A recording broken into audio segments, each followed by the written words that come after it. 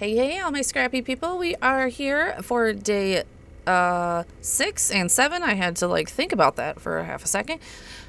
Super excited for these 2 pages. They actually come together pretty quickly, which is what I wanted. I've done a few more elaborate ones, and then now I'm doing a few more simple ones. My next one, or day 7, is simple, but still a little bit more crafty. This one, I loved this currently card. I seen it all over while everybody was crafting, so I definitely was like, yeah, we definitely need to use that card.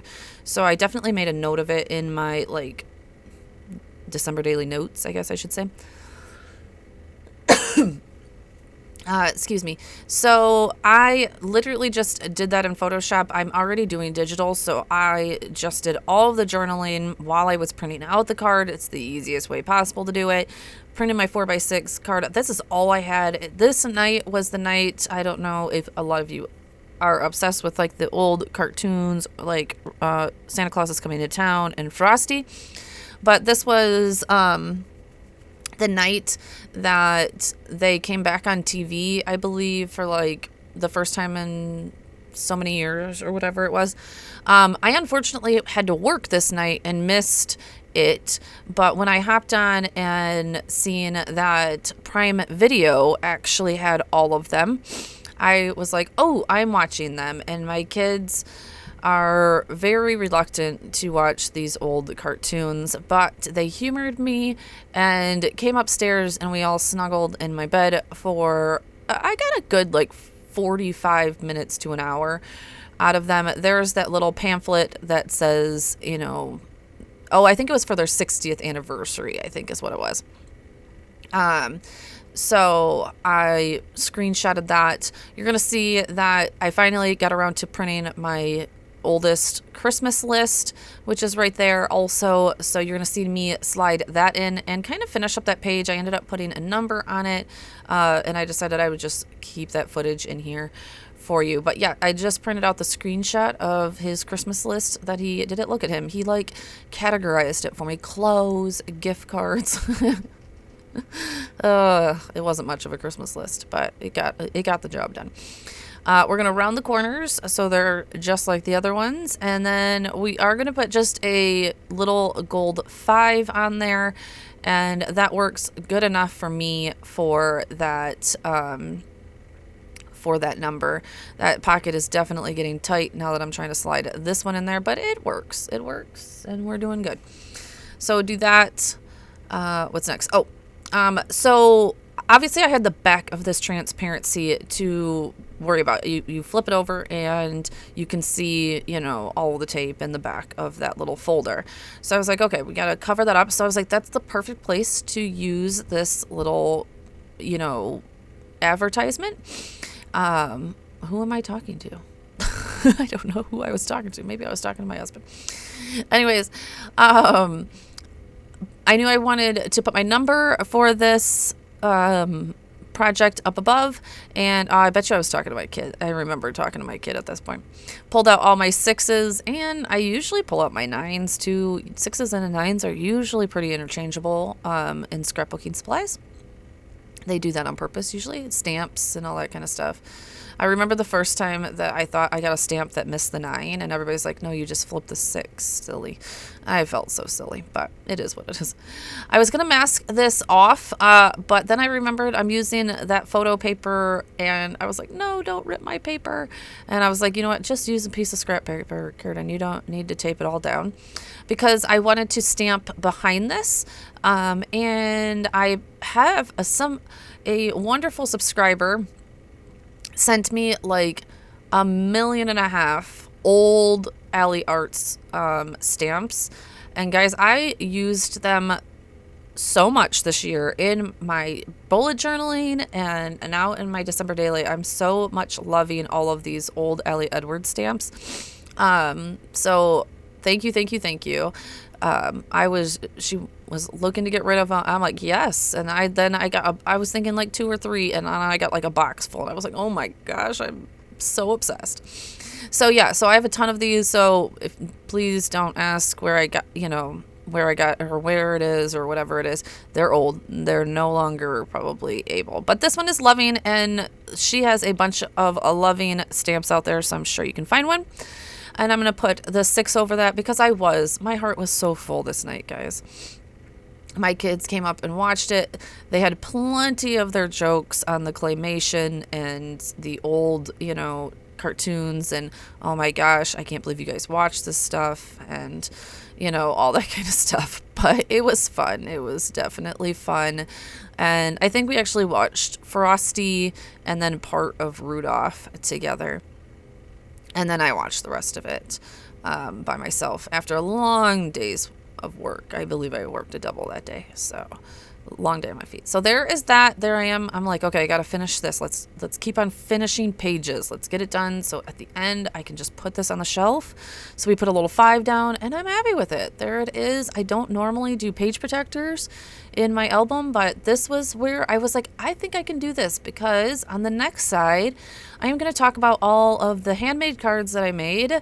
I've done this now. This is my 3rd year making cards. And now it's turned into a little something. If you haven't noticed, I've been starting to add card videos to my channel. I hope you guys are all enjoying them. Of course, I had to I had to cut this page protector because I was about to make a flip up, and then I was like, oh yeah, I'm on the back of this, so have to make that. I just laid out most of my cards before I sent them out on a board and took a picture of them. That's kind of what I do every year. I wanted to change it up this year though, because I had an amazing time. Watch me struggle trying to get that off. Doing envelopes this year. I'm really into like mail art and all that kind of stuff.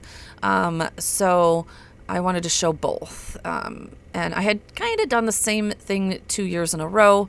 But this year, so my first year, I think I got like 12 cards made or something like that, like perfect for like just my immediate family. Last year, I believe I got like maybe 20-ish cards made, I believe, or something like that. This year, I had a whopping 62 made.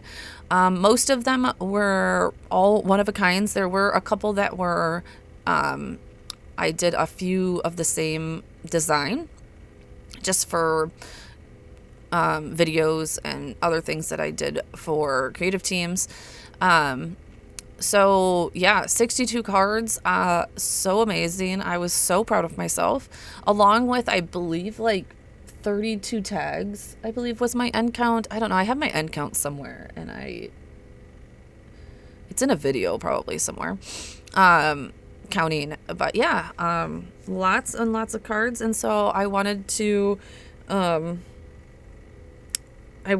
put this as a story, and I thought that this 4x6 card was perfect because it was like little postage stamps all over.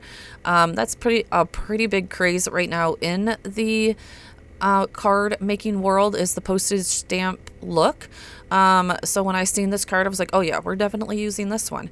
Even the back, I could have used the back also, because that one has like 3 on the back, like 3 postage stamped looking boxes. But so I just took out my like typewriter type fonts. I believe this is like Zoe from L Studio. I believe this one is still available. When the last time I went on their website, a lot of my stamps are not available because I bought them quite a long time ago, and just trying to stay away from buying more and more stamps. At least alphabet stamps. I have so many alphabet stamps. So I don't really have anything that's new at this point. And I just wanted to stamp out 62 handmade cards. And yeah, it didn't quite fit. I probably could have fit the D in there, but whatever. I just kept on stamping like we do on like big pages, of stamping. And then I printed out journaling on that Mako clear transparency or clear sticker paper and stuck that down. And then I figured I would just kind of fill a few more of the boxes with different little things. I couldn't figure out, I didn't have too much. I really am still using like a ton of these puffy stickers from other like years and years ago. I found like a little Santa hat that was perfect. And I couldn't find too much more that wasn't like super puffy. So I was like, oh, let me get out my postage stamps for making cards. And I I added like a do not bend stamp right here. That I used on a lot of my cards. You might be able to see it in the big card.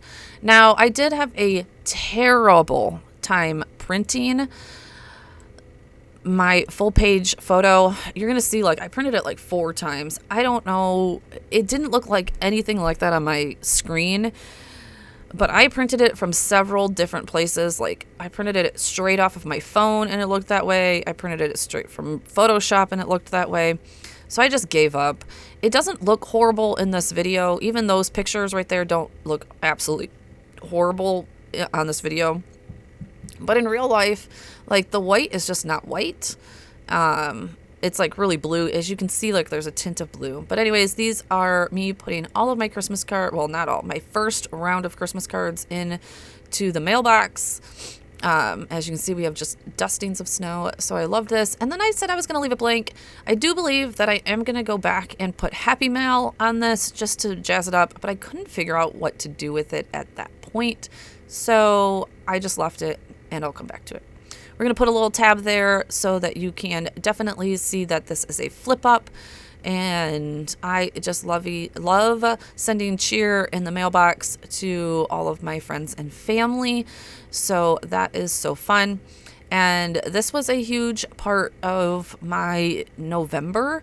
And October is getting these all ready and sent already, actually, like at least the cards made. And then a pretty decent portion of my November getting them all addressed, since they're all personally addressed. All right, we're going to get those put in my album and we're going to be all set. If you've made it this far, I would love if you put a 6 or a 7 in the comments to let me know, and I will see you shortly for day 7 and 8.